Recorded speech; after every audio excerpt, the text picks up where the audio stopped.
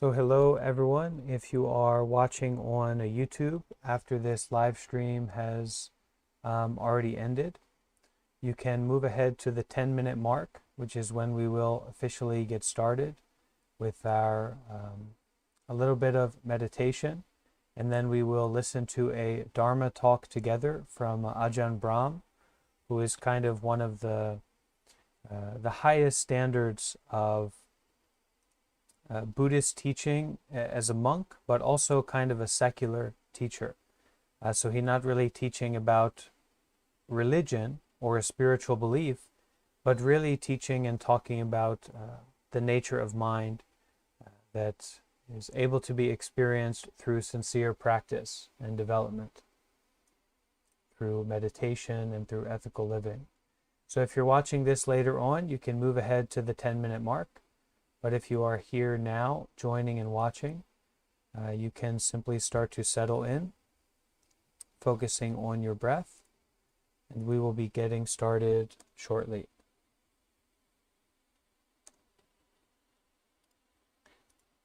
And also anyone here who is in the Discord,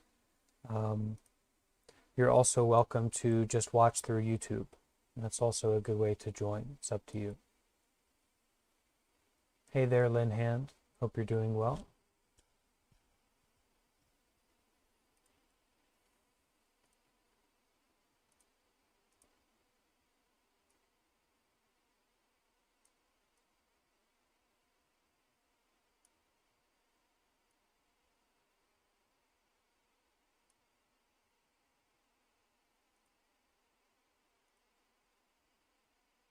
Welcome to Angie and Becca and B and D and Gold, Henderson, Kit, Christina, Luke, Obi, Phoenix, Robert, Russ, Steve, Sylvia, Vidora, Zachary. Great to have you all here. And hello to Nurse Kate on YouTube and your Positive Mind meditations. So another 8 minutes as we all gather coming into the space.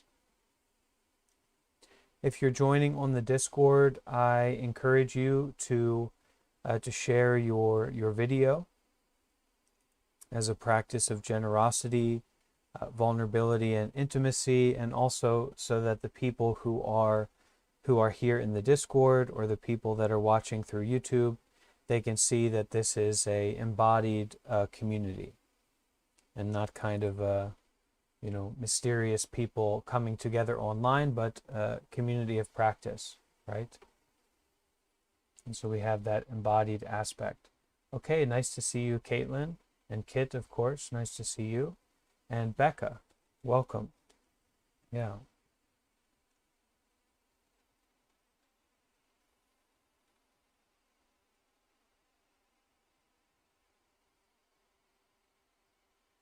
Okay, welcome, Russ. Nice to see you there.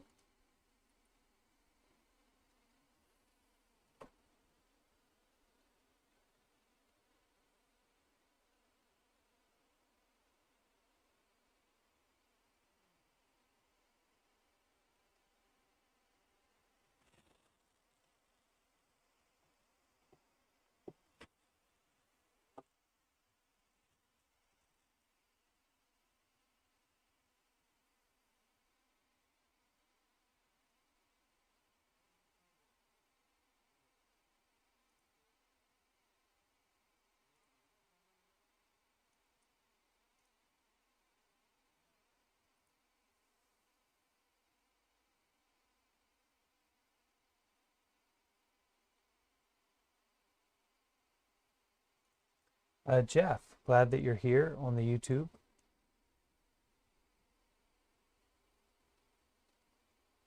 We're just another 5 minutes or so, maybe another 5 or 6 minutes as people gather in.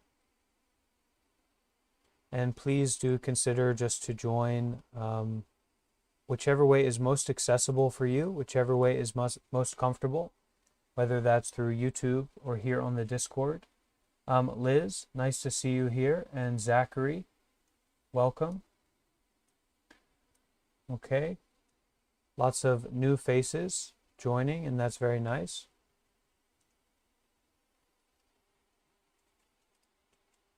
And if you are a bit busy, if you're kind of wandering around or moving around, please do consider to not share your camera. That can be a little bit distracting for the people watching.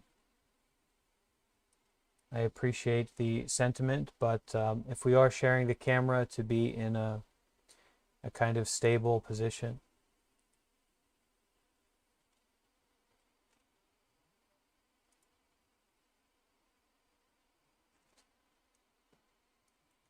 Hello there, Christina on YouTube, and Asanja. Welcome, everyone.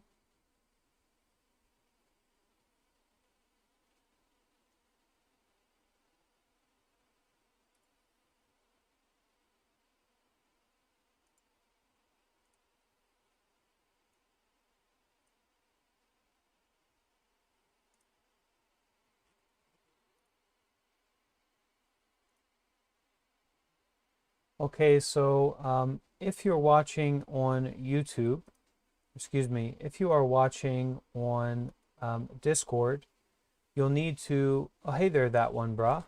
Nice to have you here.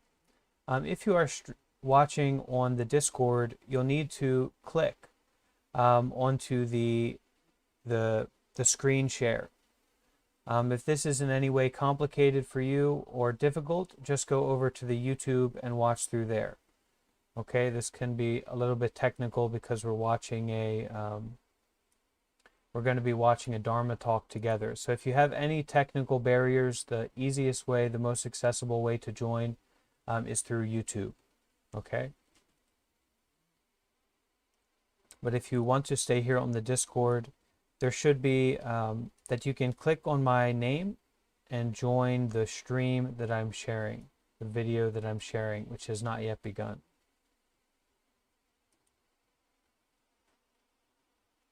If you're watching on YouTube, everything's going to be taken care of for you. So don't worry, just starting to settle in. Bringing our attention onto the breath and the body.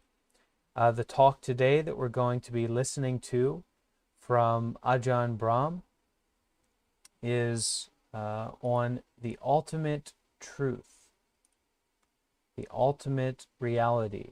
And so it should be a really wonderful, wonderful talk to listen to. Very, very informative.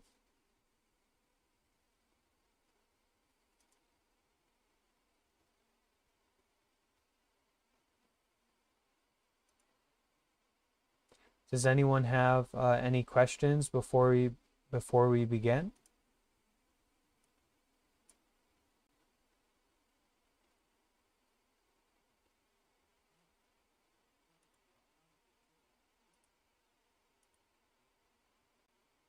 I see that we have 15 people on watching the stream, so that's a good sign. Should be most people have found that. Hello to Rowan and Obi. Sua, hi there.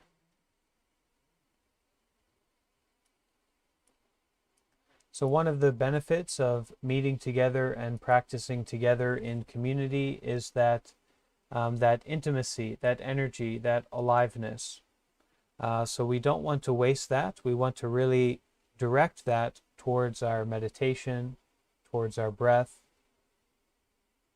and touching into stillness from this inspiration of the community coming together in this way.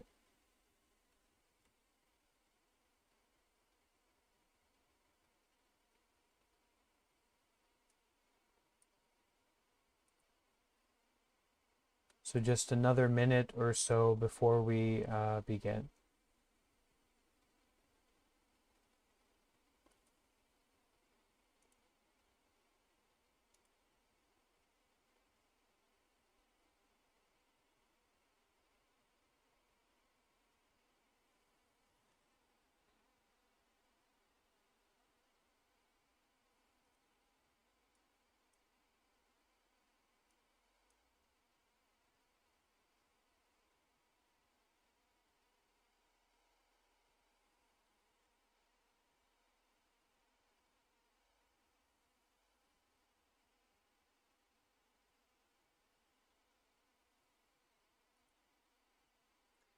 All right, so very sincere welcome to everyone joining, whether that is here on the Discord server or through the YouTube channel, wherever you may be joining from.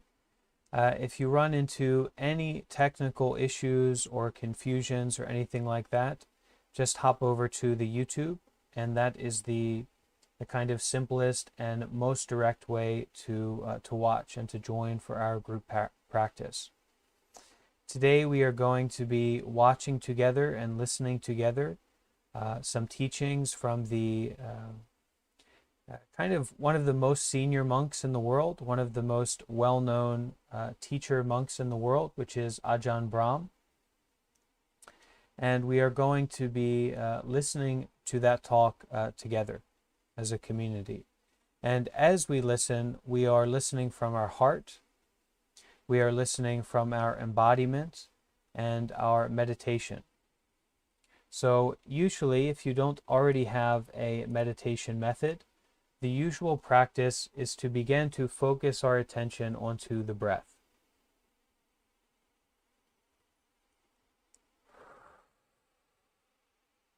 So the feeling of the breath coming in through our nose and going out. And as we get started, we can sometimes take some deep breaths in through the nose and out through the mouth.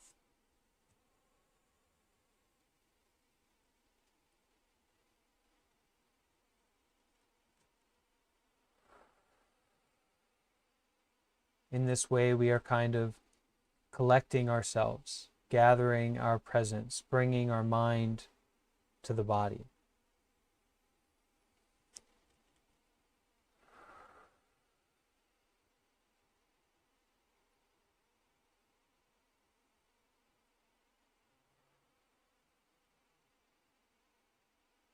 And so in this practice, in this way of coming together to meditate and to listen to the teachings together, we're not going to wait for the perfect time, for the perfect moment.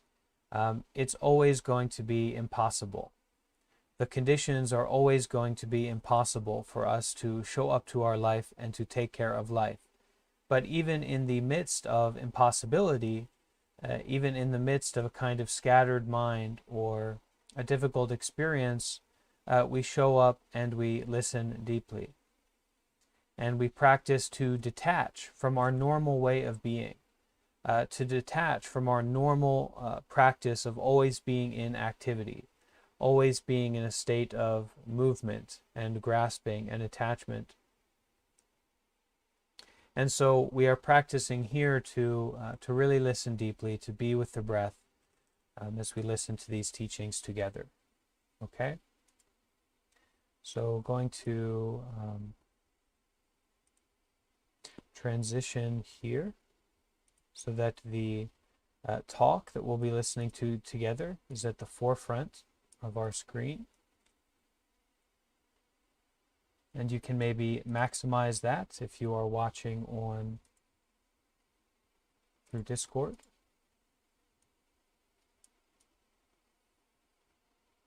And we're going to be listening and watching this together, okay? So let's see if this just works. We try to not compare one another or say that this is better than the other. Because once you start to compare and measure, just a bit of a I'm test. betting that's... Can everyone hear? So, is the sound clear? We're really having a special opportunity here, so just everyone let me know if the sound is clear and if you can hear.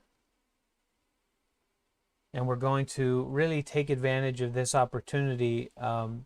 You know, usually we might want to watch a Dharma talk, right? We might want to listen to something like this, but the motivation and the intimacy just isn't there because we are in our normal mode of, you know, just kind of being alone online, consuming content.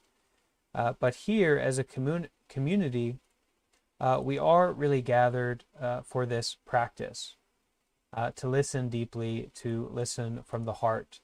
That's what we're going to be doing here. Okay.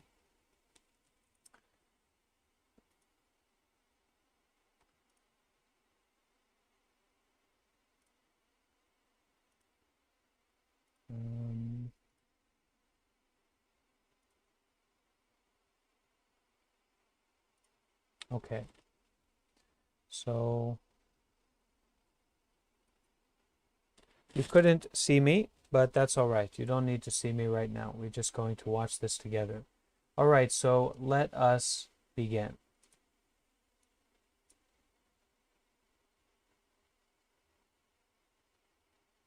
Oh, one moment, everyone.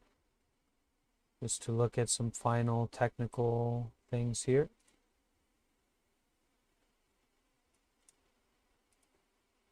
Aha.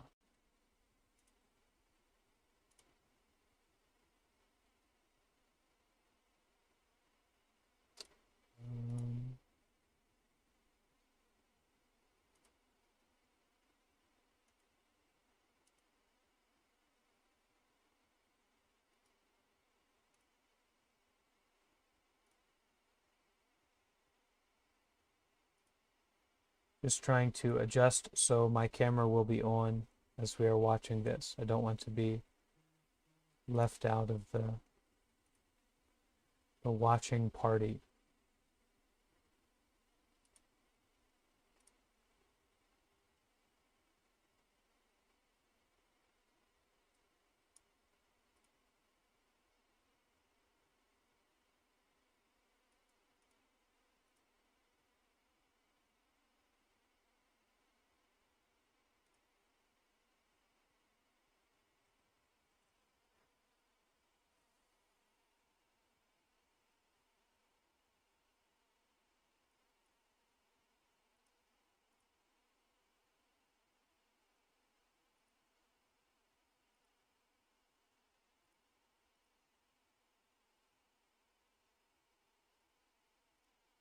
Okay, so let's begin. I have some technical issues on my end, but we don't need that to discourage us.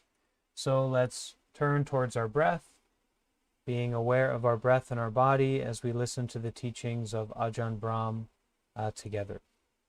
If you're all comfortable, then I will begin. Even if you're not comfortable, I'm going to begin anyway.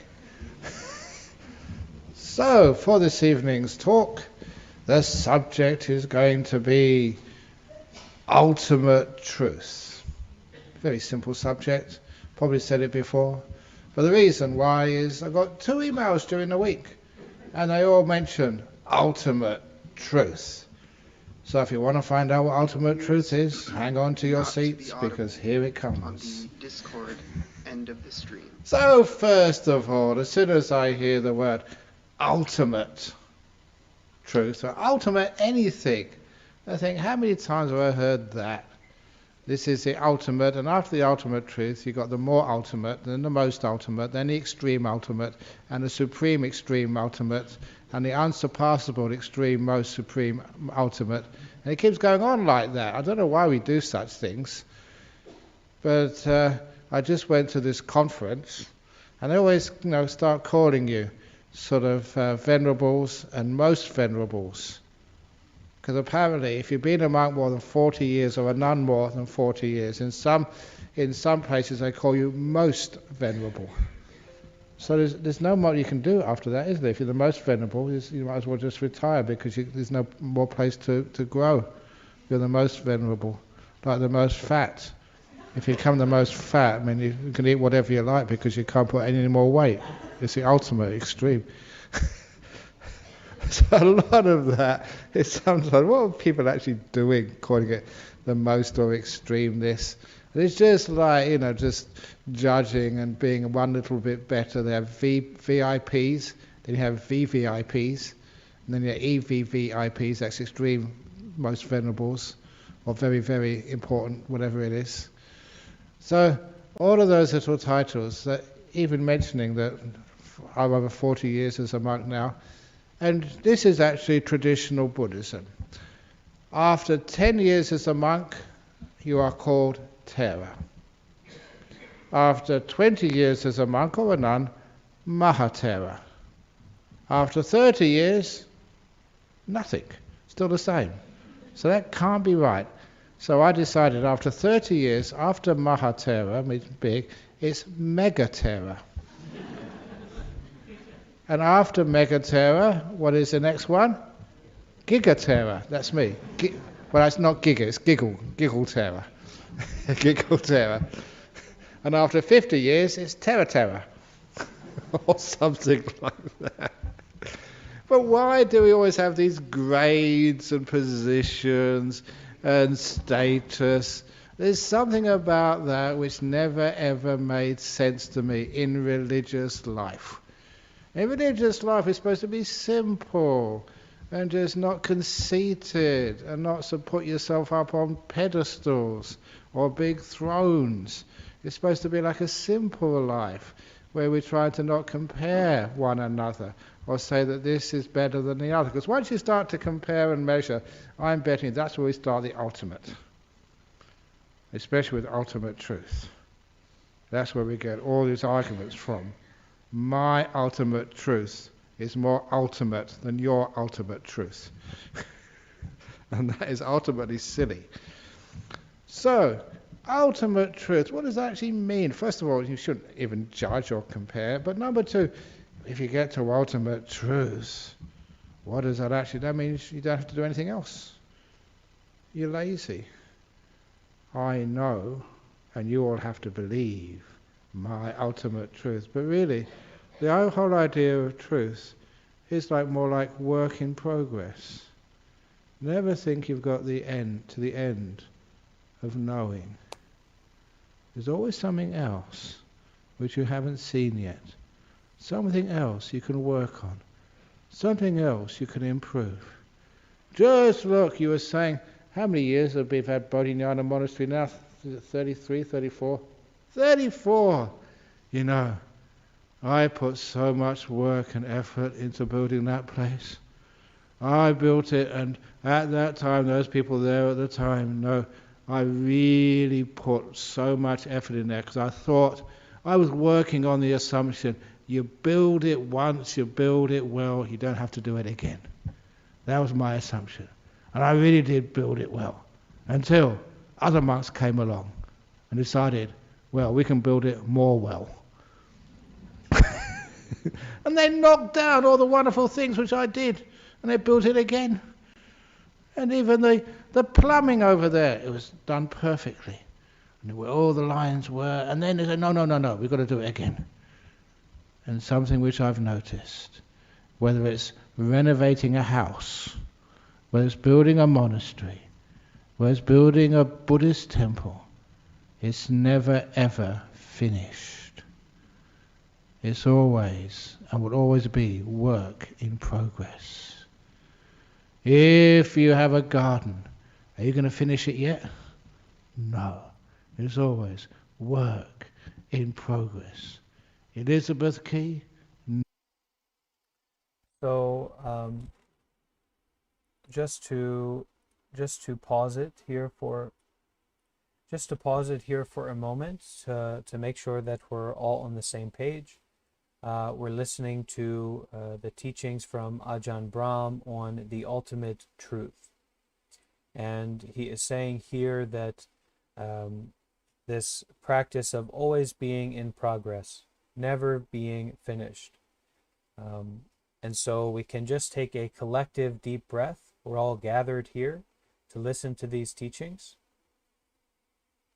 to take a deep breath and to really be embodied, to come into this space, to take this as a precious opportunity to really listen deeply to this teacher and to get the benefit from it together. This talk is going to go on for quite a bit, so don't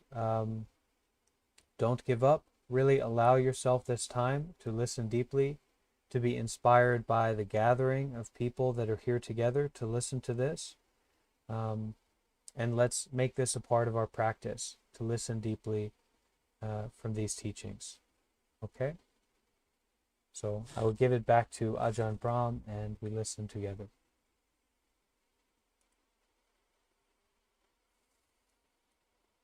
Never be finished. Work. It's nobody's fault, that's life. So, on that subject, so if it's always work in progress, you can never get to the ultimate end of your house, the perfect house where you can live there happy ever after, the perfect solution to your problems, the perfect relationship. Perfect relationships. There's always, again, work in progress. Sometimes people get married and think, well, this is it. The marvelous partner, now we'll live happy ever after. No, work in progress. It always will be that way, won't it? But how can you have a break every now and again? A work in progress, the old simile comes in here. It's one of the most brilliant little pieces of insight which came from this monk, Buddhadasa, Bhikkhu, Ajahn Buddhadasa. He was building his hall, and he knows what perfection is, how to have a really ultimate perfection. And this was when, start of the retreat period, he sent all the builders home, and somebody came a week later, and they said, when's your hall going to be finished? And he said, it is finished. What do you mean, it's finished? There's cement bags all over the place. There's holes in the ceiling. Have any of you gone to see Bodhinyana Monastery recently? In the gate, the entrance gate, Bodhinyana Monastery, there's lots of holes in the gate. On the roof, there's lots of tiles missing because we had a gate crasher, literally. A big bus came in and crashed the gate. So there's lots of tiles. It's brilliant. So when are you going to fix that? We're not going to fix it. It's fashionable. How many of you have seen these young women wearing these jeans with holes in them? So we've got holes in our gate. It's fashionable. So, we're really we're always ahead of fashion in Buddhism. So we've got like a holy gate with holes in it so you can see through it, some broken tiles. Just like it's really hard to get that is Buddhist architecture. A gate with holes in it, not perfect, always needs to be fixed. When are you going to fix it? Work in progress. But anyway, this fellow, why does it have to be perfect? I've been to some of those monasteries, absolutely perfect. They're like museums. There's no Dharma there, there's no life in there. It's just trying to have some idea of perfection, and of course after a while it all fall apart.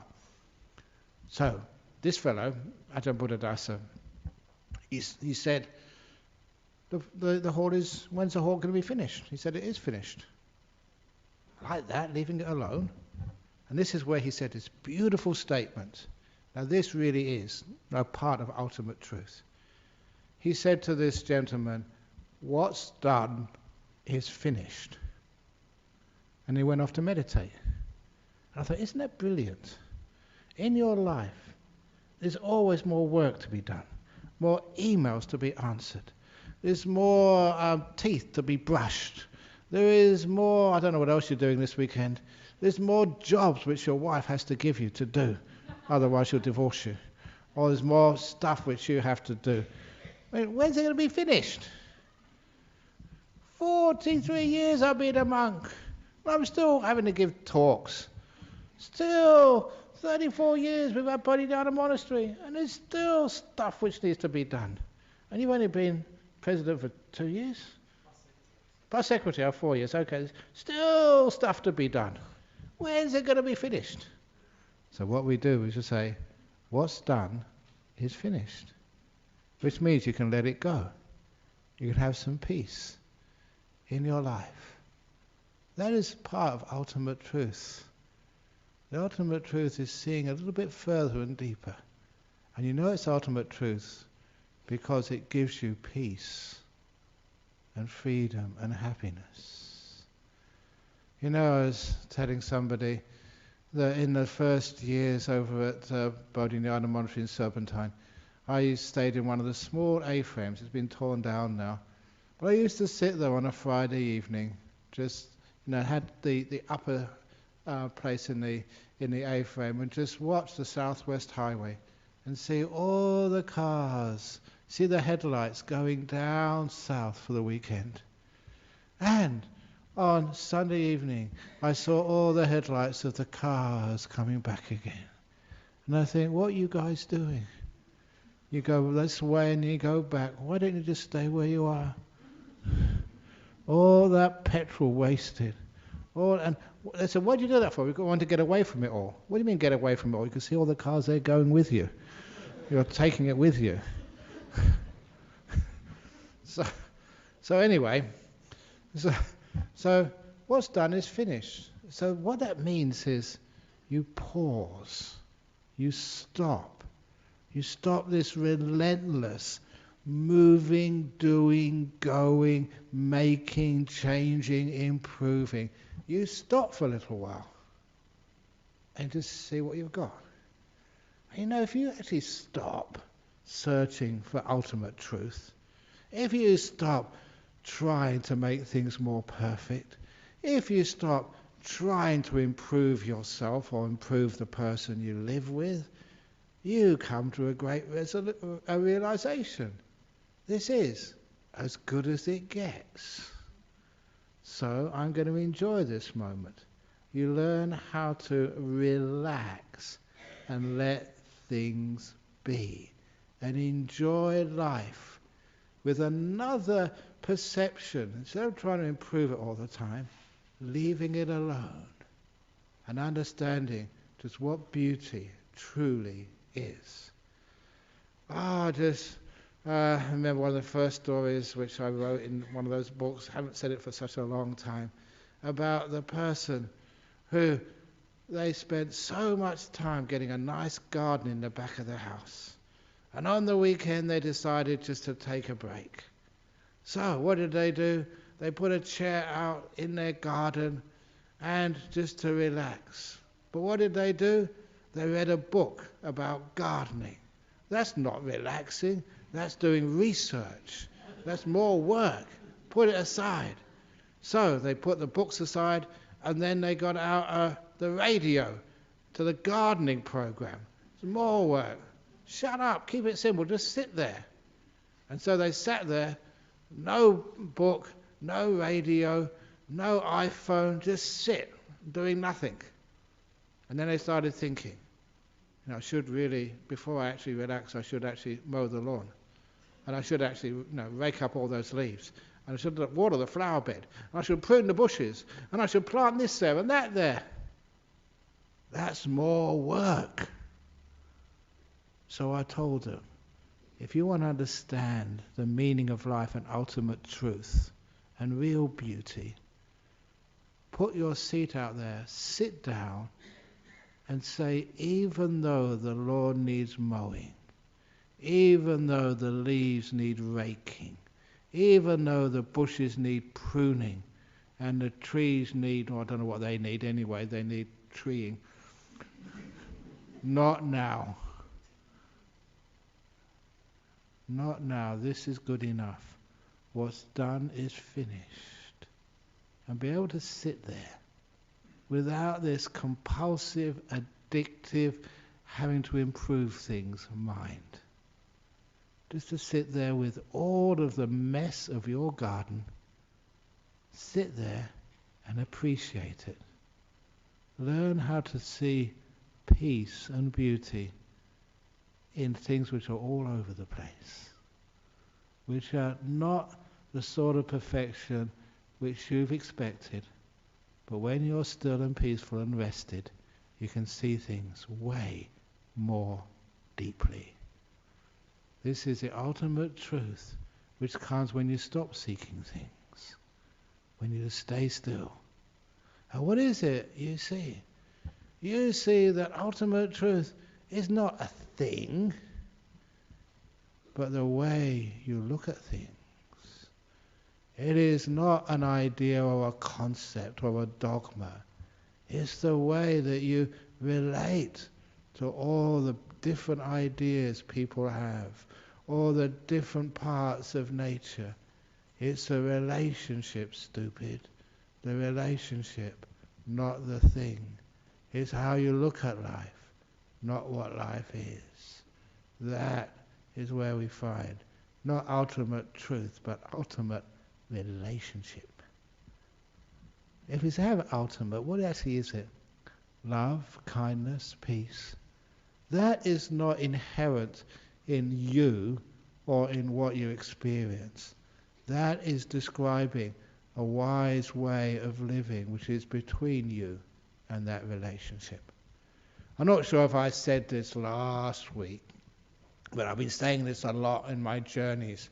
Because, a few weeks ago I went up to my old university, Cambridge, and I always remember you go into, when I was young, first going there, you went into this Cavendish laboratory, and it was just an amazing experience going in this old laboratory where so much stuff had happened. It was a warren of alleys and little rooms where someone in one of those rooms was inventing the time machine and no one knew what they were doing. These old professors no one had seen. Someone was inventing a laser and had all this incredible history behind it.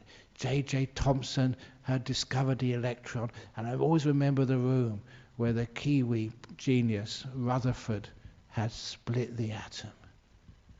And you go around and they show you all these little places where things had happened and where things were still happening.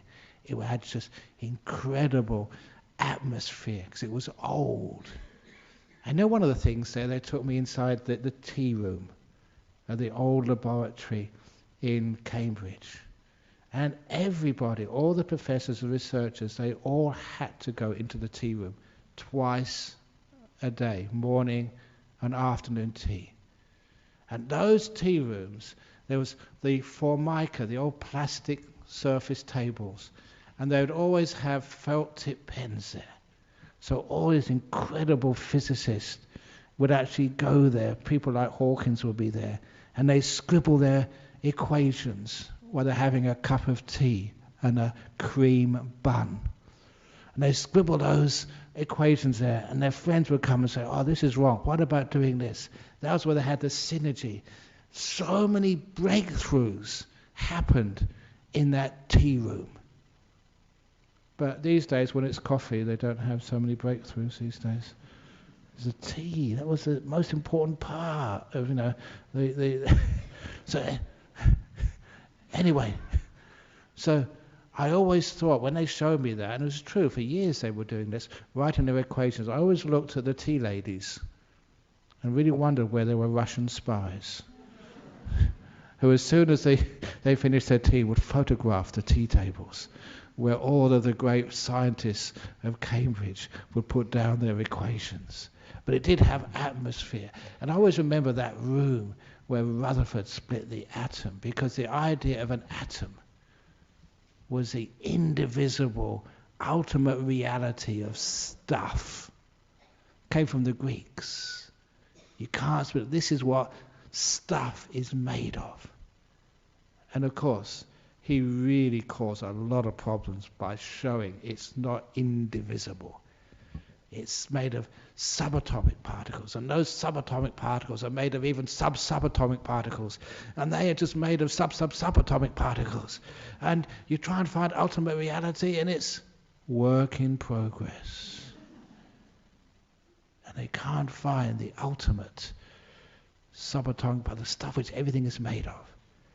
And they should have known this, because 2,500 years earlier, there was a bald-headed fellow under a tree in India, and he split the Atma.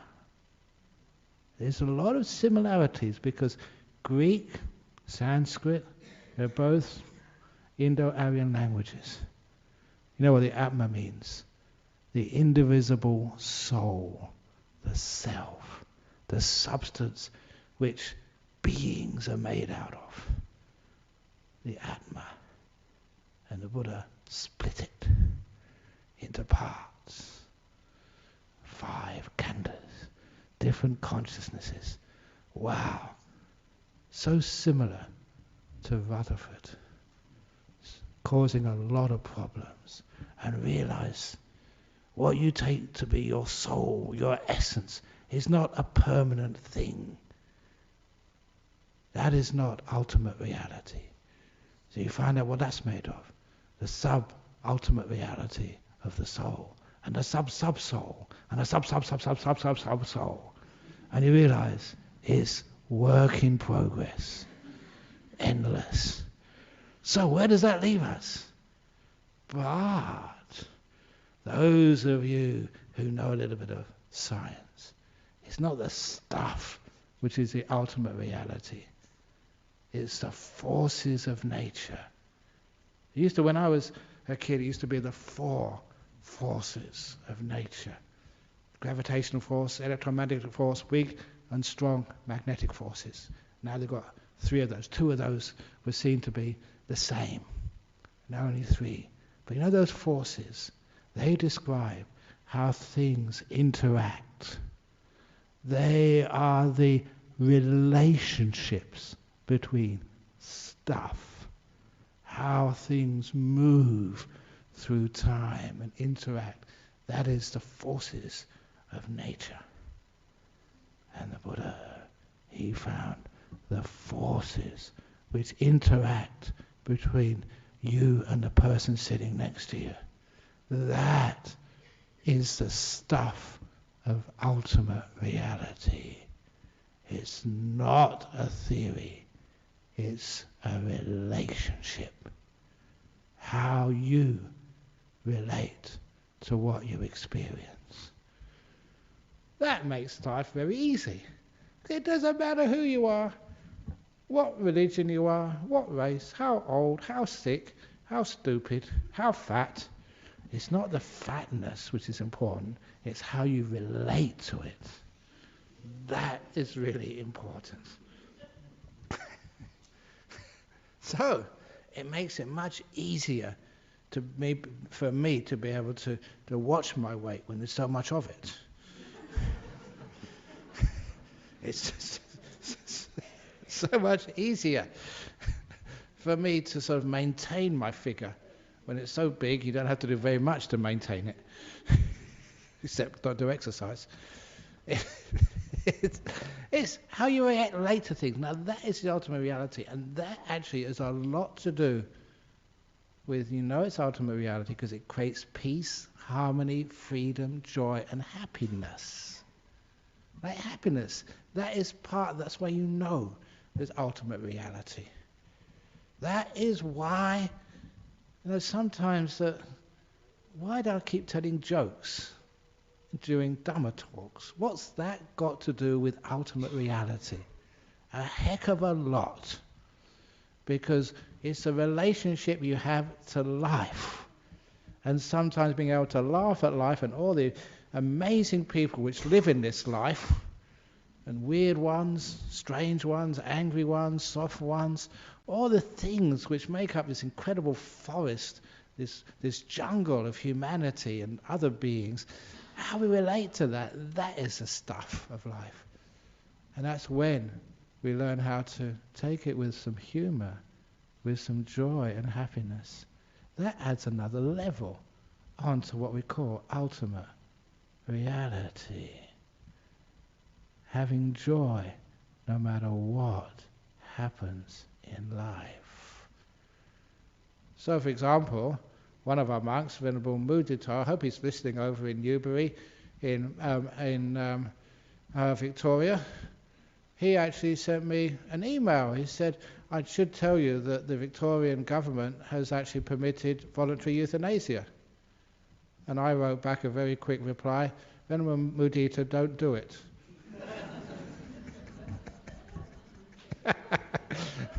And he wrote back and said, that was so funny, I almost died.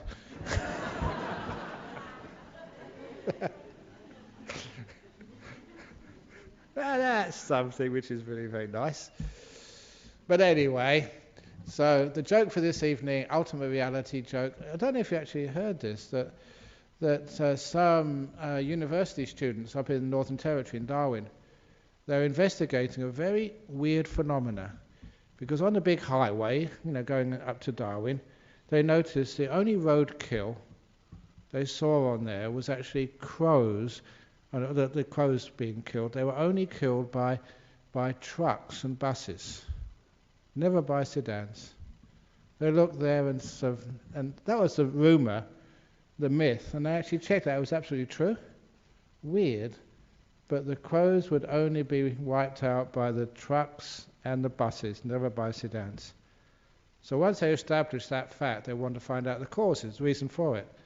And they discovered, after just doing some research, that when the crows, they go on the road to get some roadkill, they always leave one of their friends, their partner, on a tree as a lookout. And the crow on the tree, the lookout, knows how to say, car, car, car, but doesn't know how to say truck, truck, truck.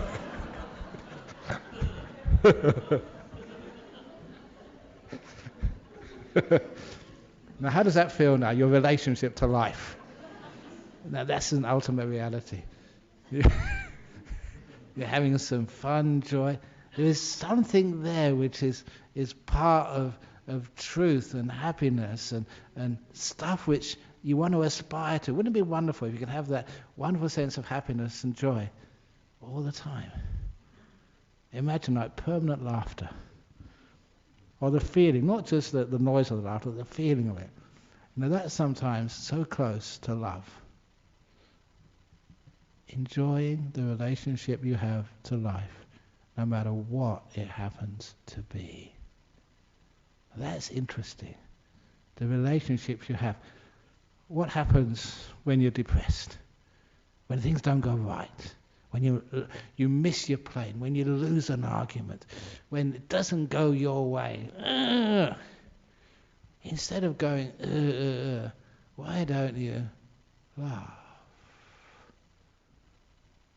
Even when other people are actually shouting and crying and screaming and asking for things to change.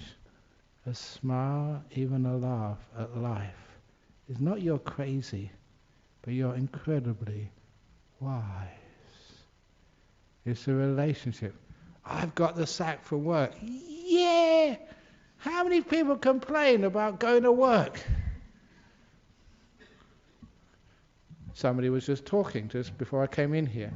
She was saying, I'm not sure if this was personal or they saw a program about it, but so many people have their lunch stolen when they're at work. And it's crazy stuff. And they said, I'm going to get in trouble here, that they were working at the university, and they work in the geology department, and they actually staked it out. It was the geography department. They're the ones who stole their food.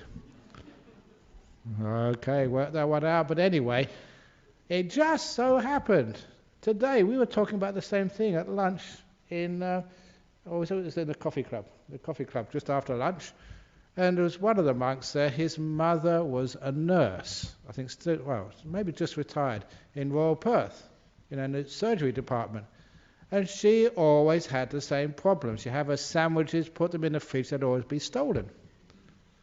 So she solved the problem so easily that one day she had a sandwich. Instead of putting the normal filling in, she got some extras from the surgery department.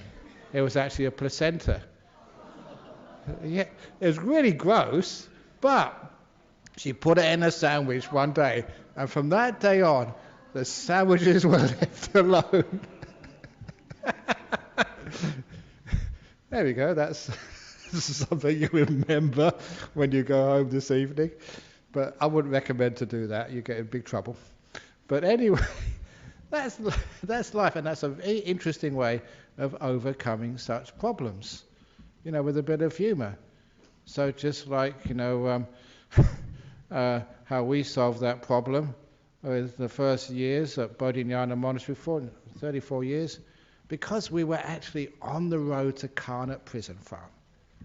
And so, some of the people, when people are going to visit their friends, either on the way there or on the way back, they decided to, take the opportunity to do a bit of business in our monastery by nicking things. We didn't have a wall up there, and just had a fence, and people just easily go through the fence. So, how are we going to stop that? So we put up the notice: trespassers will be prosecuted. Do you think that stops anybody? No way. So, try again. And found a solution so easily, trespassers will be converted. That works so well. We still got another sign. It says the same. The original sign, I think, got stolen. But we got a new sign there. Trespassers will be. That's really amazing. That's how you keep people out of here. So if ever we get too many sort of people coming in here who we shouldn't come in here, Mr. President, if you want to kick them out, or if in your home, if you get any burglaries, just put President of the BSWA, trespassers will be converted. That will keep everybody out very easily. But it's also that people get a lot of fun and joy on that. It's amazing just how many people respect that. And because they respect that, then they will probably do the right thing. I was just writing some Christmas cards to my family over in the UK. It's the time of the year.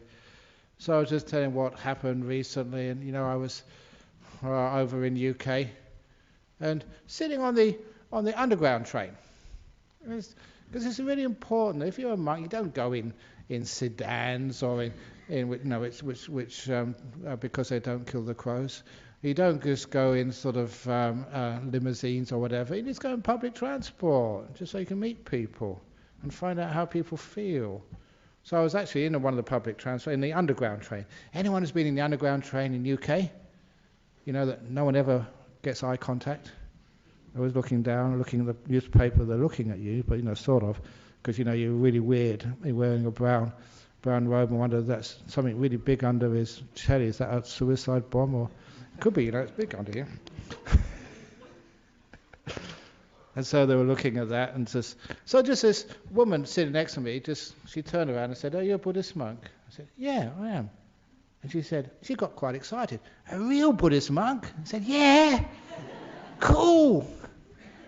And so, she wanted to talk about, Buddhism. So talking along and said, what actually, can tell us something about Buddhism? And I said, and about sort of, rebirth, because that's part of Buddhism. Are you locked? Sorry, you can't get out before the talk ends. I'm terribly sorry. We do. Of course you can. Go that entrance or whatever. Look, the jokes aren't that bad, are they? Oh, they can't. Go that way out there. We always say there's no entrance fee, but it costs $20 to go out. No, it doesn't. Get out. Okay, I owe you. Okay. So anyway, where was I? Oh yeah, on the underground train in the UK, and talking about, and I told the story. I don't know if I told this last week, but anyway, here we goes again. About on the recent retreat which we had, just before the end of the rains. That was when the Singapore people came along. And one told me this, not just people from Singapore, people from different countries as well, and this Italian guy. He said his weird dreams. Because, you have these weird dreams, and they often ask monks, can you please, can you interpret these dreams for me? Because this was really, really strange. Because the first night he dreamt he was a piece of ravioli. It's strange, isn't it? Ravioli. He's Italian, obviously. And the second dream, the next night, he dreamt he was a strand of spaghetti. And he came out to me and said, "What does this mean?" And it's obvious. I said, "You're recollecting your past lives."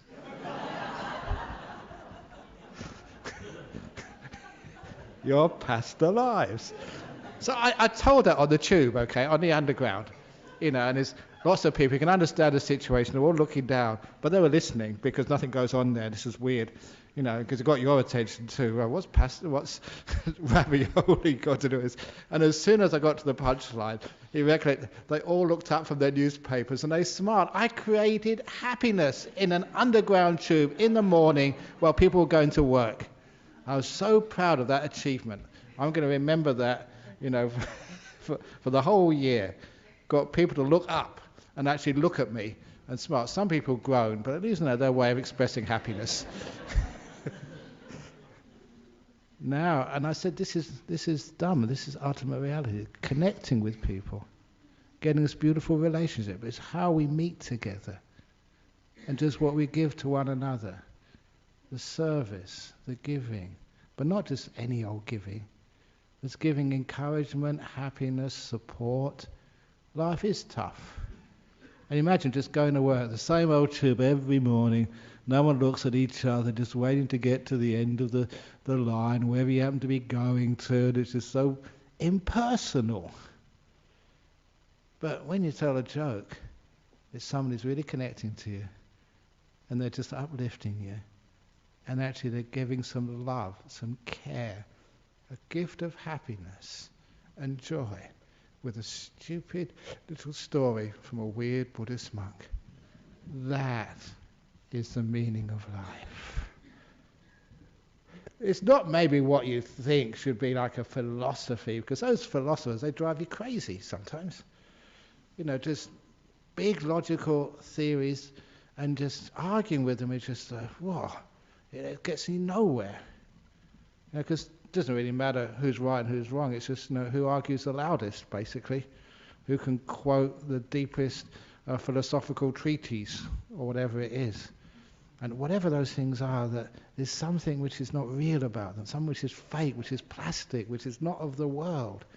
What is of the world, real life, is learning to see the relationships we have with people, and also with yourself, with you, the ultimate reality of how you relate to yourself, not who you are, or what is the essence of this life, the ultimate reality, but the reality of your emotional intelligence, your world, how you deal with all these amazing things which happen to you in life. Some are disappointments. That's food for another joke.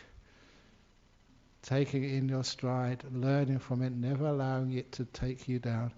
Because you know that sometimes that people get so negative and it doesn't help. Blaming, complaining, doesn't help at all. I was going to read out a little story, because I was telling this to somebody, I got the real story. And I got this from the Cancer Support Association some time ago. I'm just going to break all my rules and get it out, because it's at the top of it here somewhere. It's all the work I've got to do. Where is it? Okay. Here it is. I got this years ago, 2007, wow. This is an autobiography in 5 chapters by a lady called Portia Nelson. Don't know where she is. Autobiography in 5 chapters. I walk down the street. There is a deep hole in the sidewalk. I fall in. I am lost. I am hopeless. It isn't my fault. And it takes forever to find a way out. End of chapter 1. Chapter 2. I walk down the same street. There's a deep hole in the sidewalk. I pretend that I don't see it. I fall in again. I can't believe I'm in the same place, but it isn't my fault. It still takes a long time to get out. Chapter 3. I walk down the same street. There is a deep hole in the sidewalk. I see it is there. I still fall in. It's a habit. My eyes are open. I know where I am. It is my fault. I get out immediately. Chapter 4. I walk down the same street. There is a deep hole in the sidewalk. I walk around it. Chapter 5. I walk down another street. That's really beautiful sometimes, because that's what happens in our life. We make a mistake. It's not my fault. And what happens? We eventually get out of that mistake, and then we do it again. We pretend we didn't see it. It's not my fault again. And the third time you do it again, it's a habit. But it's your fault. In other words, you don't blame it. Well, not really your fault, but you did it. You can't blame anybody else. It's wonderful when you don't blame anybody else. Remember that saying of my teacher Ajahn Brahm about blaming other people? Blaming other people for your suffering, for what's going on in life, is like having an itch on your head and scratching your bum. It is so concise. That's why ultimate truths are like that. Anyone can understand. It's not philosophical, but my goodness, it's so true. Have an itch on your head and you scratch your bum, what happens? Does the itch go away? No. And you get another itch where you've just been scratching. 2 itches when you should have only had 1. That's what blaming others. Falling in the hole, not my fault. And You stay there a long time. But yeah, it was my fault. I was a bit stupid. I should have scratched my head instead of scratching my bum. Just be a bit more careful next time. So that's why you walk around it the next time. You don't get stuck in the same problems. Same habits. And then lastly, you go down another street. You don't go there anymore. That is actually learning. Learning this emotional wisdom of knowing what life is like. So this is how we learn. And on the subject of falling in holes, that was when I was in Sri Lanka. There's many Sri Lankans here. When I was in Sri Lanka, it was amazing just what you can get up to. You managed to have a nice private session with the Prime Minister over there. And I repeated a story which I told to the previous president. And what you should talk to Turnbull and everybody else is the simile of the donkey. The simile of the donkey. A donkey was walking through the forest one nice afternoon and he fell in a hole, just like that story there.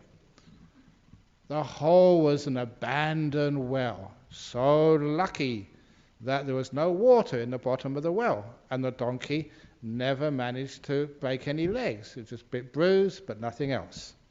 So what did the donkey do at the bottom of the well? He couldn't climb out himself, so he started crying out for help. "Ee-oh, ee-oh, ee-oh," said the donkey. And no one could hear it, so it went on for a long time. "Ee-oh, ee-oh." And even as a donkey was getting a bit hoarse. Ha ha ha. I couldn't resist. Stupid. That really is a stupid joke. But anyway, "Ee-oh," and finally a farmer came past, wondered where that noise was, looked in the bottom of the well, and they saw the donkey down there. And the farmer never liked donkeys, hated donkeys. So he thought, well, what can I do? And he said, I can not kill two birds with one stone, cut two carrots with the same knife. We have different similes in Buddhism, so, appropriate ones. So don't ever say kill two birds, but cut two carrots with the same knife. So he decided, well, that's a very dangerous well. I always meant to fill it in, and that stupid donkey down there deserves to stay down there. So what can I do? Ha ha. He got a spade and started shoveling earth into the well. And the poor donkey wondered what the heck was going on. All this dirt was being thrown all over the donkey. That's why the politicians, they started to listen now, because that's what happens to politicians. In that life, you always have dirt thrown over you. So what does the donkey do? "Ee-oh, ee-oh! What are you doing? You're killing me! Bury me alive! Ee-oh!" But that just encouraged the farmer. More and more dirt was shoveled over the poor old donkey's back, getting more and more buried.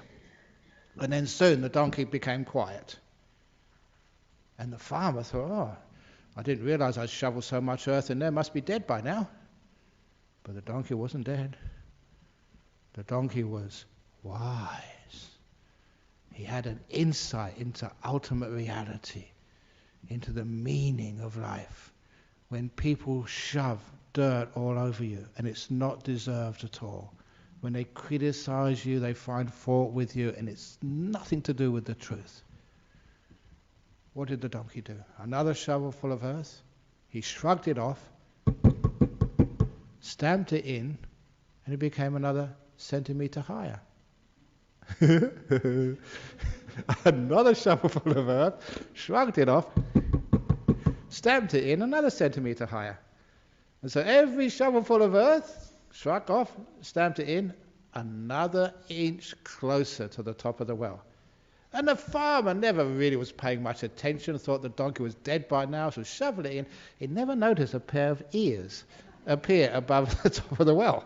He kept on shoveling, until the donkey was close enough to the top of the well. He just jumped out, and according to the story, when I first read it, to explain the law of karma to the farmer, he bit the karma's backside and ran away. Which was the moral of the story is, must always watch your ass. That's how I read it. The donkey ass, okay. So that is how you deal with when things go wrong in life.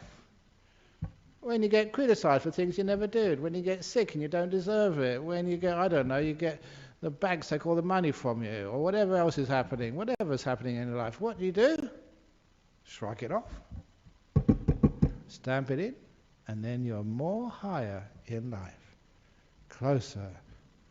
That is called ultimate reality. How you relate to all the difficulties in your life, such as having dirt thrown over you. So, real ultimate reality, work in progress, is how you relate to all the things. When you're having a good time, enjoy it. Don't feel guilty that you're happy or you're doing well in life. But when things go pear-shaped, then wonderful. Shrug it off. Learn from it. It's how you deal with things like sickness and loss. That is the meaning of life. The learning your emotional intelligence. That is what we teach here. Da da da. That's it, folks. That's all you're getting tonight. So, sadhu, sadhu, sadhu. Okay, come on. I know I've been away for a while, but sadhus.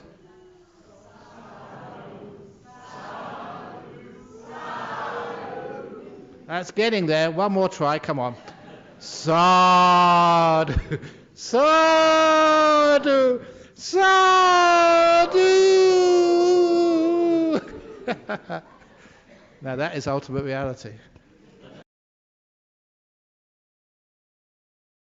Okay, so as Ajahn Brahm said, hopefully everyone can hear me. As Ajahn Brahm said, that is ultimate reality. That was the title of the talk today from Ajahn Brahm. And Ajahn Brahm is a world-renowned, world-class meditation teacher. Kind of we can say, the setting the standard for worldwide philosophy, peace, skillful embodiment in the world. You couldn't really get much better than someone like Ajahn Brahm. So I want to thank everyone for joining, and I just request that we, to finish up, to wrap up our practice together, for us to just take a few minutes to sit with this being in relationship with our moment-to-moment experience. So we might not find that there's this perfect experience of enlightenment or our idea of absolute reality, but taking a few moments to just sit and be with our breath, be with our heart and our awareness. And through that, really touching into relationship with ourselves for just a few minutes, a few moments, okay? So make sure that you're comfortable. Make sure that you feel comfortable. Bringing your attention to your breath and to your body.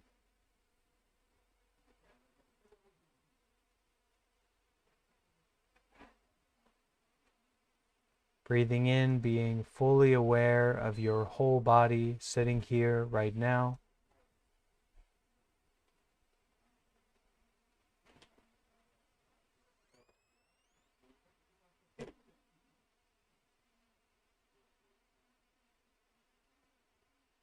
Being totally in relationship and connecting to this work in progress.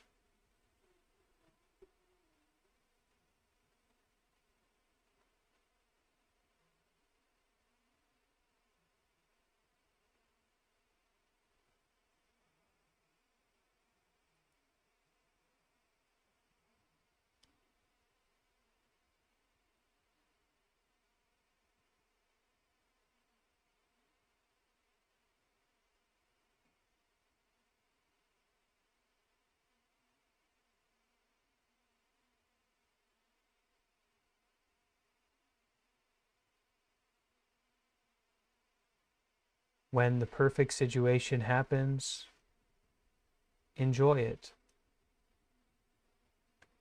When there is difficulty, take advantage of it. It is not the experiences in our life that define our life, but our relationship to those experiences.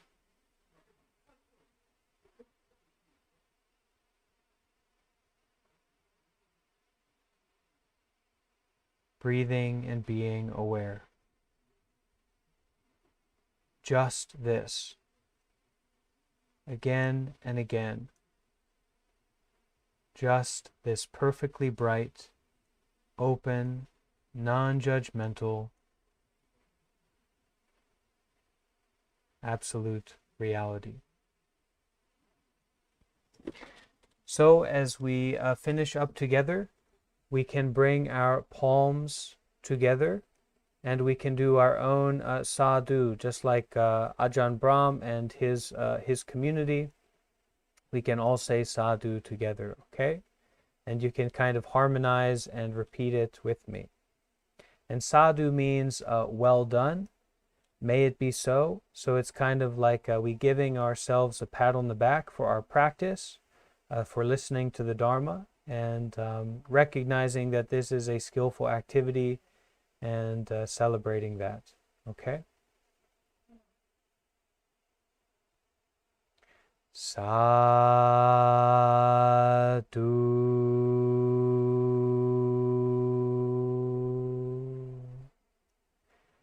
Sadhu.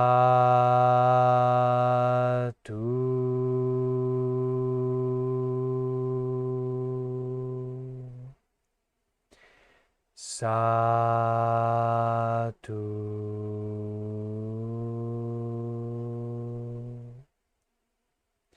And we can bow, if you like. We bow to each other, we bow to ourselves. Appreciation for our practice. Okay, so this is when we are officially going to end the YouTube live stream. But for anyone who would like to participate in a Q&A, if you would like to ask some questions or to anything like that about your practice, you can join the Discord, or if you're already here in the Discord, you can hang out for a moment and we'll have some time for a bit of a Q&A. All right, but if you're all finished, thank you so much for joining.